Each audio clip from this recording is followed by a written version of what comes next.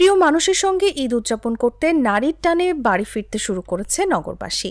সকাল থেকে কিছুটা ফাঁকা থাকলেও বেলা বাড়ার সঙ্গে সঙ্গে ভিড় বাড়তে থাকে কমলাপুর রেল স্টেশনে। নির্দিষ্ট সময়ে ট্রেন ছেড়ে যাওয়ায় স্বস্তির কথা জানান যাত্রীরা। আগের থেকে ভালো বেটার ফিল হচ্ছে, এখন জাস্ট টাইমে ট্রেন যায়। যমুনা সেতু হওয়ার পরে আরো দ্রুত আমরা বাড়িতে পৌঁছতে পারি, এই জন্য খুব ভালো লাগে। আজকে এরকম ভোগান্তি নাই, আর আগে চলে যাচ্ছি। আজকে কিছুদিন পর 30 তারিখে মেবি অনেক হবে, ভোগান্তি হবে, এর জন্য আগে চলে যাচ্ছি। কারণ সময় মতো যাতে পৌঁছতে পারি, কারণ অনেক ভিড় ঈদের জন্য, অনেক জায়গাতে অনেক মানুষ জানার জায়গায় যেতেছে, তো এখানে অনেক ভালো লাগলো। এবার বিষয়টা অনেক ভালো লাগলো, সময় মতো যাইতে পারছি, অনেক করা লাগলো না, ওয়েট করা লাগলো না। ট্রেন রাইট টাইমে আসছে আজকে সিল সিটি। এবার এখন পর্যন্ত মনে হচ্ছে অনেক ভালো, এখনো ট্রেন শিডিউল বিপর্যয় হয় নাই, এখন পর্যন্ত ঠিক আছে ইনশাল্লাহ। এদিকে ঘরমুখো মানুষের যাতায়াতে বিশেষ ব্যবস্থা নিয়েছে বাংলাদেশ রেলওয়ে কর্তৃপক্ষ। এই যাত্রাকে নিরাপদ স্বাচ্ছন্দ্যময় করতে নেওয়া হয়েছে বাড়তি নিরাপত্তা ব্যবস্থা। কোনো ধরনের সমস্যা আমরা দেখিনি, আর যাত্রীরাও কমফোর্টেবলি দেখছেন যে এন্ট্রিতে আমাদের চ্যানেল করা আছে এবং রেল কর্তৃপক্ষ কিন্তু ওখানে টিকিট চেকিং করতেছে।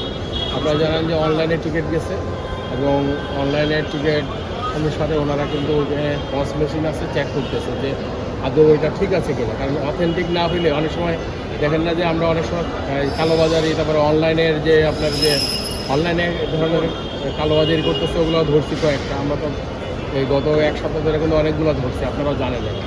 এখন এরকম যদি ধরার সাথে সাথে ওটা লিগ্যাল অ্যাকশনে যাচ্ছে। এদিকে সড়ক পথে বাড়ি ফিরতে গাবতলীতে এসেছে ঘরমুখো মানুষ। কাউন্টারগুলোতে যাত্রীর চাপ কম থাকলেও অতিরিক্ত ভাড়া আদায়ের অভিযোগ বাস কাউন্টারগুলোর বিরুদ্ধে। না, ভোগান্তি হচ্ছে না, টিকিটের দাম ঠিকই আছে, বাসটা একটু লেট আছে। আপনার কাউন্টার থেকে একটা টিকিট ক্রয় করছে, 4টা বাজে গাড়ি, হয়তো 10 মিনিট লেট হবে আর কি বলছে আর কি। এখন পর্যন্ত আসে না গাড়ি, আশা করা যায় আসবে আর কি। ঈদের টাইম হয়তো একটু লেট হতে পারে, এটা বলছে আর কি কাউন্টার থেকে। ভাড়া নিচ্ছে আপনার 750 টাকা বলছে, আগে নিতে হচ্ছে 600 650 টাকা, এখন একটু বেশি, তো 100 টাকার তো বেশি নিবে সামনে, এ তো কনফার্ম হিসেবে। কোথায় যাচ্ছি একটু বলো? দাদুবাড়ি যে আমার বন্ধুরা আছে সেদের সঙ্গে খেলবো, আমি ঈদ করতে যাচ্ছি। অতিরিক্ত ভাড়া আদায়ের অভিযোগে গাবতলীতে 4টি প্রতিষ্ঠানকে মোট 50,000 টাকা জরিমানা করেছে ভোক্তা সংরক্ষণ অধিদপ্তর। সতর্ক করেছি যে ভবিষ্যতে যদি তারা এই কাজটা চলমান রাখে, জরিমানার পরিমাণও অনেক বেড়ে যাবে এবং পরবর্তীতে আমরা আরও অধিকতর প্রতিকারের জন্য, ভোক্তাদের অধিকতর আমরা শাস্তি নিশ্চিত করার জন্য পরবর্তী স্টেপ নিব। কিন্তু সমস্যা হয় যে কাউন্টারগুলো ক্লোজ করা যায় না, কারণ এখান থেকে যারা টিকিট কিনবেন বা কিনেছেন তখন যাত্রীরা একটু সমস্যার মধ্যে পড়ে যাবে।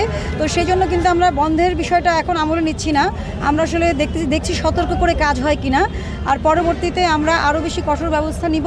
এছাড়াও মঙ্গলবার থেকে অনলাইনে পাওয়া যাচ্ছে 4 এপ্রিলের ফিরতি টিকিট। তাসলিমা তিথি, জাগো নিউজ।